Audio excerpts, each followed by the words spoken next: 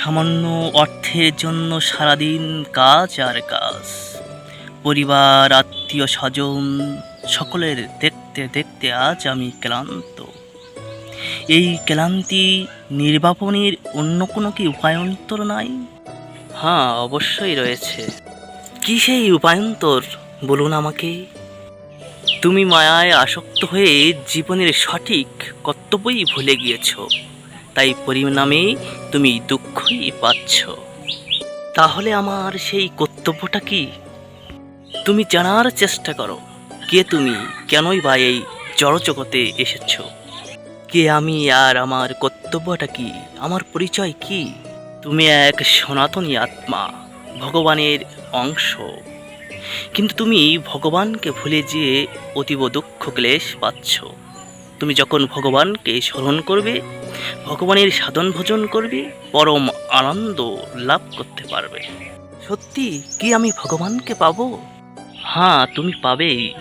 কারণ শ্রীমদ্ ভগবত গীতায় ভগবান অর্জুনকে বলছেন, বহুনি মে ব্যতীতানি জন্মানি তব চ অর্জুন, তান্ন অহম বেদ সর্বাণি নাথম বেদ পরন্তপ।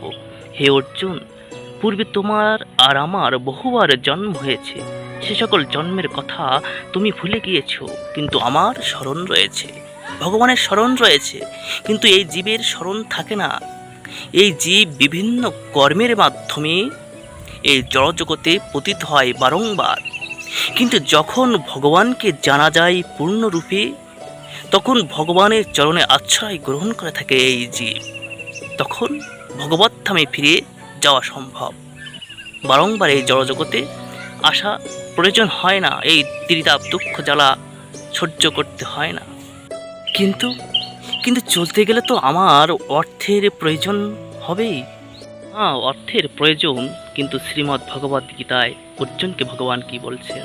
বলছেন যে অনন্য চিন্তান্ত মাম এ জনা পরিউপাসতে তেয়াম নিত্যাভিতানম যোগক্ষেমম বহম মহম।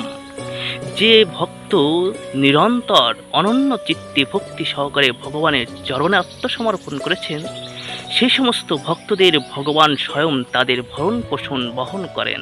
তার অন্য কোনো কাজের বা কর্মের প্রয়োজন হয় না।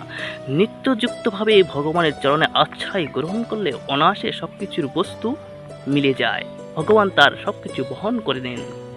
অর্থের প্রয়োজনীয়তা বিষয়ে আমার শ্রী গুরুদেব একটি উদাহরণ দিয়ে বলছেন যে জীবনে অর্থের প্রয়োজন ঠিক সেইটুকু, অর্থাৎ যেরূপ মানুষের জলের পিপাসা লেগে থাকে বা জলের প্রয়োজনীয়তা, আপনার যেটুকু জল খাওয়ার প্রয়োজন সেইটুকুই জল খেলে আপনার নিবৃত হয়ে যাবে।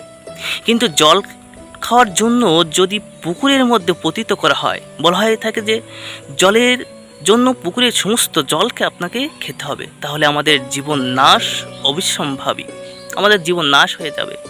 তাই জীবনে অর্থের প্রয়োজন সেইটুকুই যেটুকু আপনার প্রয়োজনীয়তার অধিক যখন আপনি চাবেন, তখন আপনার মধ্যে মোহ, কাম, ক্রোধ, লোভ জাগরিত হবে এবং ভগবানকে আপনি ভুলে যাবেন।